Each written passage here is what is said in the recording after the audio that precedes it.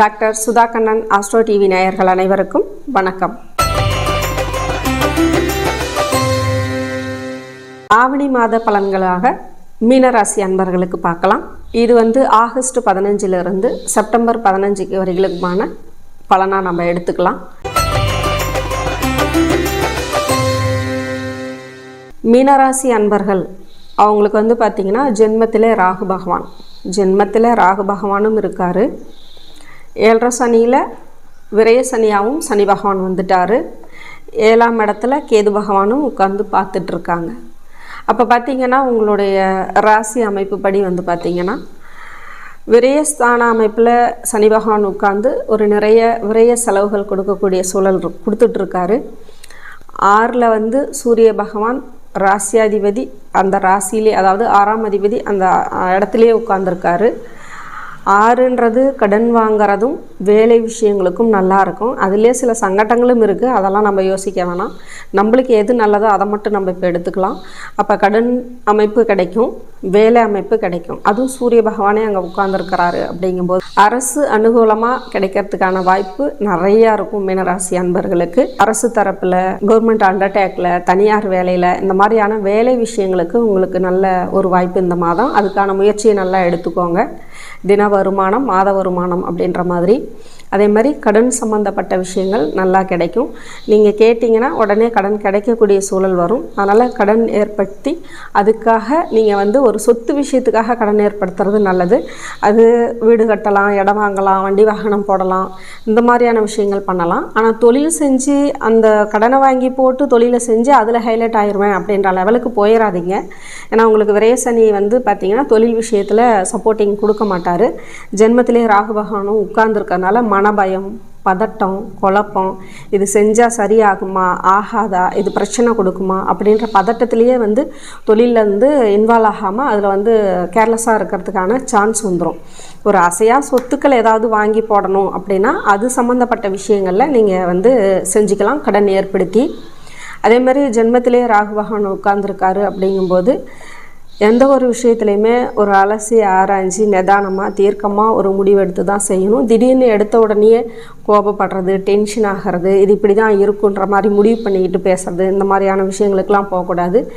7ல் கேது பகவான் உட்காந்துருக்காரு. கண்டிப்பாக துணை கெட்ட பிரச்சனை வரும். அதனால் குடும்ப விஷயத்தில் வெளியில் அதிகமாக குடும்ப விஷயத்தை வெளியில் பேசிக்கிறதும், வேறவங்க நம்ம குடும்பத்தில் தலையீடு பண்ணி பேசுகிறதும், உங்களுடைய குடும்ப விஷயத்திலே உங்கள் குடும்ப நண்பர்கள்கிட்டயே, அதாவது அப்பா அம்மா மனைவி யாராக இருந்தாலும் சரி, கணவன் மனைவி யாராக இருந்தாலும் சரி, வாக்குவாதம், வம்பு வழக்கு, விதண்டாவாதம் வச்சுக்காமல் கொஞ்சம் விட்டு கொடுத்து பேசிக்கிறது நல்லது. தொழில் இன்வெஸ்டிங் கண்டிப்பாக வேண்டாம். சொத்து பத்துக்கள் சம்மந்தப்பட்ட விஷயங்களில் ஏதாவது செய்யறதா இருந்தால் கண்டிப்பாக செய்யுங்க. குழந்தைங்களோட படிப்பு விஷயம் அமைப்பு அப்படின்றது கொஞ்சம் நல்லாயிருக்கும். குழந்தைங்களோட ஆரோக்கியத்தில் கொஞ்சம் பிரச்சனை வரும் அப்படின்ற மாதிரியும் உண்டு. அதே மாதிரி கூட்டு தொழில் செய்கிறது, ஃப்ரெண்ட்ஸ் வட்டாரத்தில் பிரச்சனை, வேணுக்குன்னே யாராவது ஏதாவது பிரச்சனை பண்ணிக்கிட்டு உங்களை அந்த பிரச்சனைகளில் இழுத்து விடுறது, இந்த மாதிரியான சங்கடங்கள்லாம் வந்துடும். தான் உண்டு தான் வேலை உண்டுன்ற மாதிரி உங்களுடைய போக்கில் நீங்கள் போய்கிட்டே இருங்க. விரய சனி பகவானுக்கான அமைப்பு இருக்கிறதுனால நிறைய விரய செலவுகள் அமைப்பு கொடுக்கும். அப்படின்றதுனால கடன் தொந்தரவும் உங்களுக்கு வரும் அப்படின்றதையும் நான் சொல்லியிருக்கனால கடன் சம்மந்தப்பட்ட விஷயங்களில் நியாயமாக உங்களுக்கு தகுதியாக நீங்கள் அடைக்கக்கூடிய அமைப்புள்ள அளவுக்கு மட்டும் கடன் ஏற்படுத்துங்க. கடன் ஏற்படுத்திக்கலான்ற உடனே நம்ம கடனை இது பண்ணிடக்கூடாது. அதுக்கு தகுந்த மாதிரியான விஷயங்களில் நீங்கள் கடனை ஏற்படுத்தி ஒரு சில விஷயங்களில் சொத்துக்களோ வண்டி வாகனங்களோ மற்ற விஷயங்கள்லாம் நீங்கள் செஞ்சுக்கலாம் அப்படின்ற மாதிரி இருக்கும். என்னதான் நம்ம சொத்துக்கள் விஷயத்தில் பெருசுப்படுத்திக்கலாம், மற்ற விஷயங்கள் எல்லாமே பண்ணிக்கலாம் அப்படின்னு இருந்தாலும் கூட ஜென்ம ராகுன்றதில் ஒரு சடன்லி ஒரு பதட்டத்தையும் பயத்தையும் ஒரு மனக்குழப்பத்தையும் தான் கொடுத்துக்கிட்டே இருப்பார். அதனால் புதிய திட்டங்களோ புதிய விஷயங்களோ புதிய இன்வெஸ்டிங்களோ எதுவுமே வேண்டாம். ஏற்கனவே செய்த அமைப்பை மட்டும் செஞ்சுக்கிட்டு வாங்க. அதுக்கப்புறம் நீங்கள் இந்த மாதம் இல்லை, ஃபுல்லாகவே ராகு முடித்த பிறகே நீங்கள் சில விஷயங்களை செஞ்சுக்கிறது தான் நல்லது அப்படின்ற மாதிரி இருக்கும். அதுலேயும் ஒரு சில குறிப்பிட்ட விஷயங்களில் இந்த மாதத்தில் நீங்கள் செஞ்சுக்கலான்றதுக்கு தான் இந்த சொத்து சம்மந்தப்பட்ட விஷயங்கள் வாங்கிறது இதெல்லாமே. அதனால் வெளிநாட்டு பயணங்கள் நல்லாயிருக்கும். எப்போவுமே மீனராசி ஜலராசி வெளி பயணங்கள் ஏற்படுத்துறது. அப்போ வெளிநாட்டு பயணங்கள், வெளிநாட்டு அனுகூலங்கள், வெளியில் போயிட்டு வேலை பார்க்குறது, நிறைய சம்பாதிக்கிறது, இந்த மாதிரியான விஷயங்கள்லாம் ஓரளவுக்கு உங்களுக்கு நல்லாயிருக்கும்.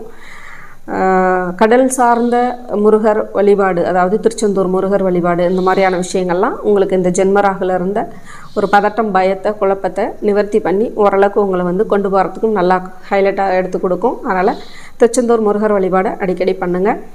இந்த பலன்கள் எல்லாருக்குமே ஜென்மராகுனால பிரச்சனை தான் கொடுத்துருன்ற மாதிரி யோசிக்க வேண்டாம். உங்களுடைய ஜாதக கட்டத்தில் கிரக அமர்வுகளை பொறுத்து அது மாறுறதுக்கு சான்ஸ் இருக்குது. அதனால் அதுக்கு தகுந்த மாதிரியும் பலாபலங்கள் மாறுபடும். அதை பற்றி தெரிஞ்சுக்கணுன்னாலும் என்னுடைய வீடியோவில் வரக்கூடிய நம்பருக்கு கான்டாக்ட் பண்ணியும் நீங்கள் தெரிஞ்சுக்கலாம். நன்றி, வணக்கம்.